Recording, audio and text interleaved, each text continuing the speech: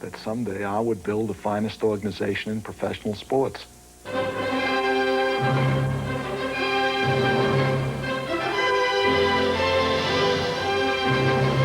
They tell quarterbacks, take what they give you. That all sounds good to everybody, but I always went the other way. We're going to take what we want. He believes that his organization is better than any other. He believes his players are better. He believes his coaches are better. He believes the wives are better. Somebody like Julius Caesar, a guy whose motto was, I came, I saw, I conquered. If it wasn't pride and poise and pro football's dynamic organization and just win, baby, and will to win, that would be a heck of a motto. I came, I saw, I conquered.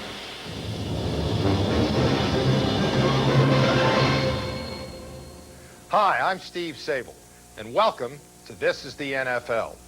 As one of pro football's most exciting decades draws to a close, the San Francisco 49ers will certainly be known as the team of the 80s. Now, the Pittsburgh Steelers were the team of the 70s, and the 60s, they belonged to the Green Bay Packers. But in pro football's modern era, only one franchise deserves the honor of being called the team of all decades, the Raiders. Because they're the only team to reach the Super Bowl in the 60s, 70s, and 80s. No other team can claim such an achievement. But then, the Raiders' history is filled with firsts, onlys, and many unparalleled accomplishments. It's a tradition built by a rare breed of men. And some of the game's most colorful personalities have worn the silver and black. For 3 decades, the Raiders have maintained an unparalleled level of excellence as professional sports winningest team. A large measure of that success stems from their unique understanding that football is, above all, a people game. I always thought that great football players are artistic, and you don't put the wraps on it. You got to let them go a little. You got to give them some rope. And I only had 3 rules. 1 was be on time, 2 was pay attention, and 3 was play like hell when I tell you to.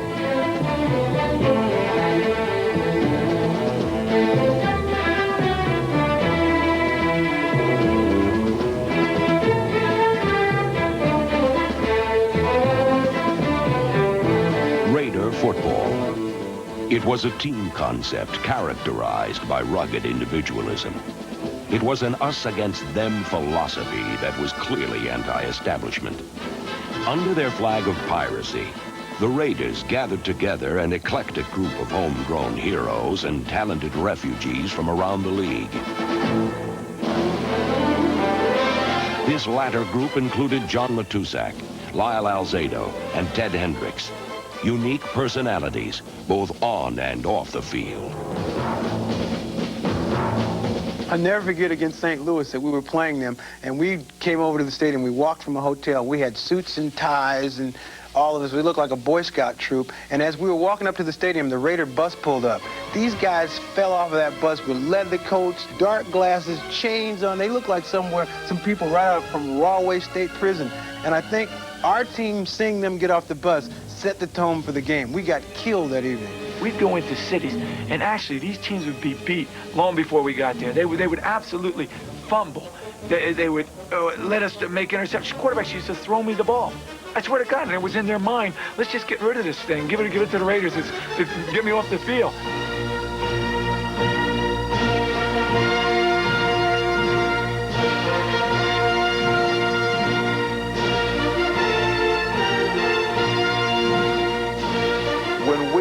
Go on the road, we were the most booed team ever, but people reacted to the Raiders. I mean, it was kind of like Muhammad Ali. You know, Ali was great because people wanted to watch him. You know, I mean, and they either loved him or they didn't like him, and they wanted to see him win or they wanted to see him lose, but whatever, they wanted to see him. Let's keep dominating this team. Let's keep dominating. Like Muhammad Ali, the Raiders talked a big game, backed it with bold action. And like Ali, there were winners and champions in different eras, different decades.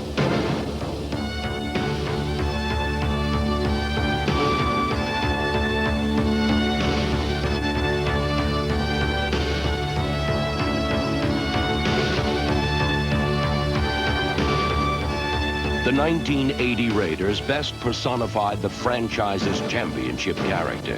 It was a team led by Jim Plunkett, the free agent quarterback who was cast adrift by the NFL establishment before discovering the joys of being a Raider. I think one of the things that helped rebuild Plunkett's psyche, we could have signed him for a lot less than we did. No club in the league had claimed him. But Al said, you're a quality quarterback, a quality player, and at some point down the road, you're going to win big games for us. You should be paid accordingly. Plunkett guided the Raiders to a wild card berth. In the playoffs, they won 3 straight games and arrived at Super Bowl 15 in New Orleans as a loose and confident underdog. Super Sunday, what a day. That's like a dream come true. It's unbelievable. Yes, and we're going to win. We are going to win, no question.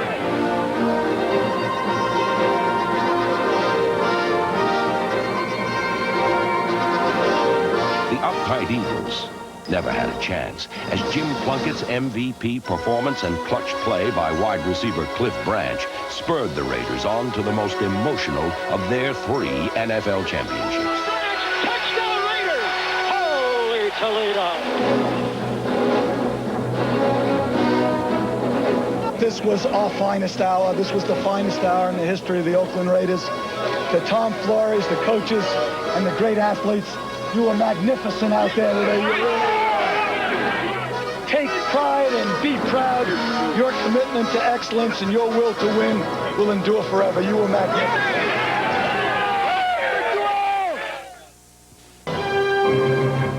Ralph Waldo Emerson once said that every institution is the lengthened shadow of one man. Well, when the Raiders stand in the sun, you can look on the field and see the silhouette of Al Davis. In 1963, at the age of 33, Davis engineered the single greatest turnaround in NFL history when he coached the Raiders, a team that had been 1-13 the previous year, to a 10-4 record. And during his remarkable career, Davis has served as a scout, coach, owner, and commissioner. He's a natural leader who pursued and achieved his dream, a dream that, oddly enough, was inspired by 2 baseball teams. I had the inspiration of 2 great organizations when I was growing up, the New York Yankees at that time and the Brooklyn Dodgers. We had come from Massachusetts when I was very young to Brooklyn, where I was brought up, and the Yankees to me personified the size of the players, power, the home run, and intimidation and fear. They were very important characteristics to me of what I thought a great organization and a great team should have. The Dodgers were totally different in my mind. They represented speed and the ability to take chances and pioneer in professional sports. And I always thought that someone intelligent could take all the qualities, the great qualities of both, and put them together and use them.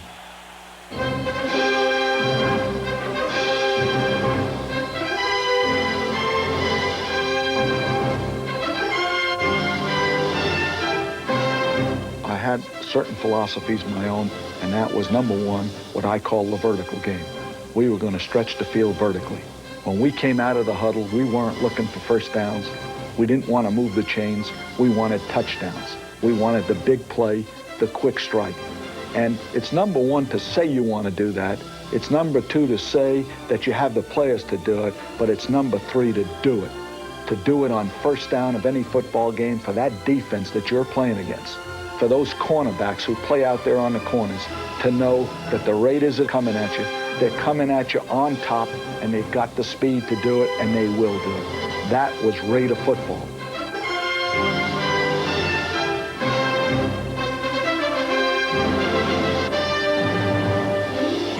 Well, the defensive theory evolved early on in the 60s to, number 1, pressure. Put pressure on the pocket. Put pressure on the quarterback. Diversification of defense, and the utilization of your corners in a bump and run principle.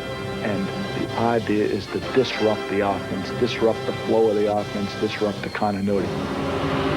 Al's philosophy and the Raiders' philosophy on defense is never to catch, never to read. It's to attack. That's the way we play football. We never let anybody take it to us. We take it to them. We had terrible stats. We had more penalties, but we won. Al is not only an owner, but he's an owner that knows football, and I think the players respect that in him. He was always there for the contact practices. Anything that we had our pads on, Al Davis was there, and you never knew where he was. You would see him by the goalpost 1 second, and then the next second you look back to see if you saw a great play you made, and he wasn't there. He was right next to you. And when Al Davis spoke, people listened. Well, see, people understand that he knows the game of football, and he has, at one time in his career, coached the offensive line, so he knows all these things. Every aspect of the game of football, as far as technique is concerned, the man studied it, and he knows it. He's always there when the team comes out and to cheer him and give him a clap or two, and then he's always also there to watch the other team warm up and maybe give them a word or two of encouragement to try to psych them in some way. I mean, this is something that he's been doing for years. Well, he knows that everybody wants to be on the Raiders. So what he does is he goes over to the other team and he gets their stars. And he just says, hey, how you doing, you know? And he talks to them so nice. And he might even ask them what they're getting paid, you know, just to get them thinking, hey, I'll do better for them. He would always be looking to give us the edge. And then his look and the way he would shake when he looked at you, win, baby. You know, and he'd come after you with them eyes and that face. Man, that used to turn me on, you know, and I loved it. The workings of an athlete is a lot different from the workings of a civilian. They think different. They react differently. And Al Davis, fortunately, knows the workings of those athletes, and that's why the players that play for him love him. I remember when his wife was sick, and he would kill me for saying this. But there are two things that are very important to him, and that's his football team and his wife and his family. That was the first time in 16 years I've ever seen him away from the team. His wife lay in the hospital in a coma. He went there. He found the best doctors. He did not move from the bedside until she regained consciousness. I can remember games on in her room while she was in a coma. The game was on, and they would be talking about her. And I would try to talk to her and tell her, baby, they're talking about you now. You got to get up. And every night would spend hours with her, talking to her, with the hope that maybe I could do something, with the idea that you'll leave no stone unturned. And the first neurologist, who was an excellent neurologist, had said to Al that it does look rather hopeless, rather grim. I could not leave her lying there and accept that. I just couldn't believe it, as little I knew about medicine. So I was determined to try and dominate that situation, at least from the management of it, procuring all the information I could from all over the world. And of course, I have more means than other people, so I can do these things. He was determined that his wife was going to get through this terrible episode in her life. He had totally willed it. And I think his will carried over into her in some way. Thank God, after about 14 days, she awakened. She needed therapy work, she needed memory work, but thank God today she's perfect. I don't think he's ever thought it was a miracle. I just think that he feels that that you take a situation and you, as he puts it, dominate it. You take it over and you make it happen. You will it to happen.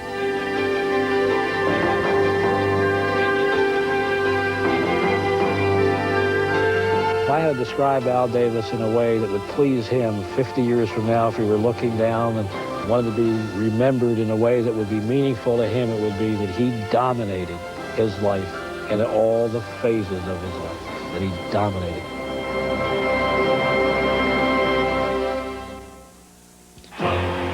Tom.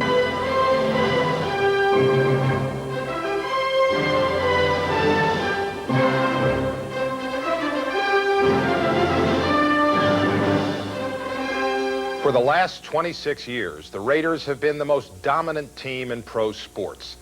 They've made the playoffs in 15 different years, captured 13 division titles, and 3 times they've been crowned the world champions.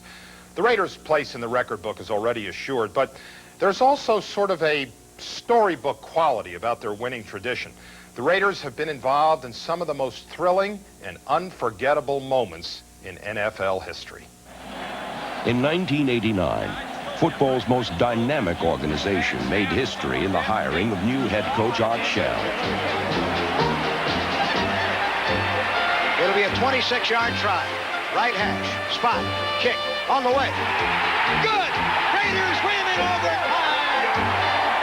This great Raider Hall of Famer has eagerly taken on the challenge of restoring the Raider glory that he was so much a part of. That's super.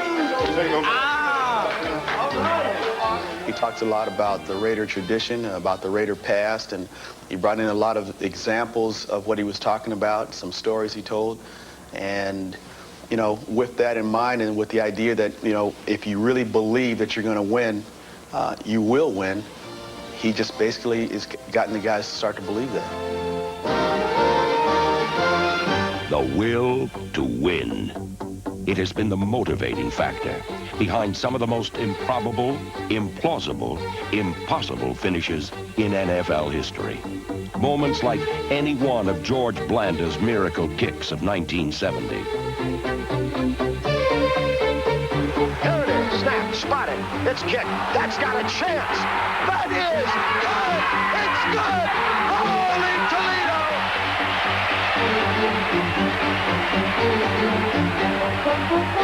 Oakland trails 20-14. 10 seconds left. Robisky and Banaszak are the backs. Slot right, Branch inside. Bradshaw, Stabler back. Here comes the rush. He sidesteps. Can he throw? He can't. The ball flipped forward is loose. A wild scramble. 2 seconds on the clock. Casper grabbing the ball. It is ruled a fumble. Casper has recovered in the end zone. The Oakland Raiders have scored on the most zany, unbelievable, absolutely impossible dream of a play. Madden is on the field. He wants to know if it's real. They said yes. Get your big butt out of here. He does.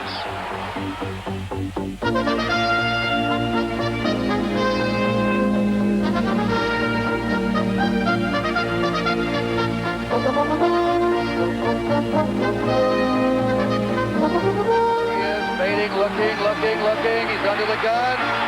Side, he throws. It is.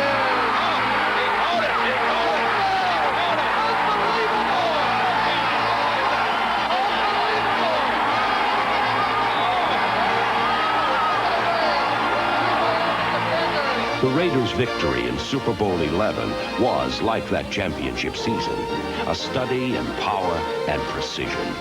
Flawlessly executed by the likes of Hall of Famers Fred Biletnikoff and Willie Brown. Even more dominating was Super Bowl XVIII, where the power and artistry of Marcus Allen propelled the Raiders to their first NFL title since moving to Los Angeles. And he gets away for a moment, comes back up to the middle of 30, 25, 40, runs past 2 men at the 50, down to the 40, picking up a blocker, to the 20, to the 10, to the 5, touchdown Raiders!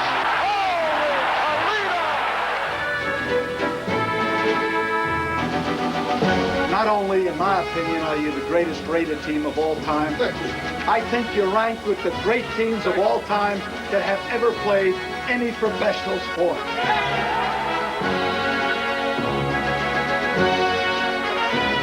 The Raiders. Pride and poise. Decades of destiny. Competitors for years.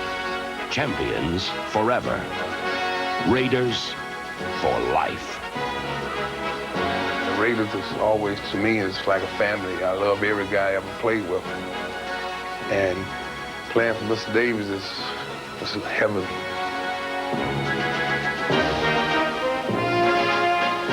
I'm 40 years old, and I would come back in a second if he asked me to come back and help. In a second. And I think most of the other guys would, too. And when I go back to Raider camp, you know, the juices start flowing. The blood turned warm, and the pride and the poise and the silver and black, it's there. I don't know what the Packers had. I don't know what any other team had, but the Raiders got it, and I think we'll always have it. And it goes right back to when Art got the job. I mean, Art told me everybody called him. Everybody, guys he never played with, called him to say congratulations. Let's get it back, and that's a family, and that's what we got with the Raiders. The fire that burned brightest in me and the fire that burns brightest in this organization is the will to win. I think the will to win is more important than any single event. And I strongly believe that in the decade ahead, the 90s, the greatness of the Raiders will continue, and that decade will belong to us.